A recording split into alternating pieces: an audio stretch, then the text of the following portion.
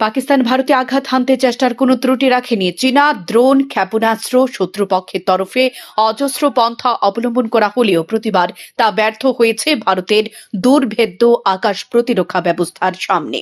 সোমবার সাংবাদিক বৈঠক থেকে দেশের অত্যাধুনিক প্রতিরক্ষা ব্যবস্থায় জয়গান শোনা গেল তিন বাহিনীর আধিকারিকের গলায়। ভারতীয় সেনা জানিয়েছে একটি পাকিস্তানি ক্ষেপণাস্ত্রের ধ্বংসাবশেষ মিলেছে। মনে করা হচ্ছে সেটি PL-15। এই ক্ষেপণাস্ত্র চীনে তৈরি। পাক সেনা তা হামলার সময় ব্যবহার করেছে বলে জানিয়েছে ভারতীয় সেনা। ডিজিএমও লেফটেন্যান্ট জেনারেল রাজীব ঘাই বলেন, গত কয়েক বছরে জঙ্গি কার্যকলাপে চরিত্র বদলেছে। এখন সাধারণ মানুষকে নিশানা করে জঙ্গিরা। পাক হামলা প্রতিহত করতে BSF এর ভূমিকা প্রশংসনীয়। ভারতীয় নৌসেনার তরফে জানানো হয়, সমুদ্রের বিভিন্ন স্তরে সুরক্ষা বলয় তৈরি করে রেখেছে নৌসেনা।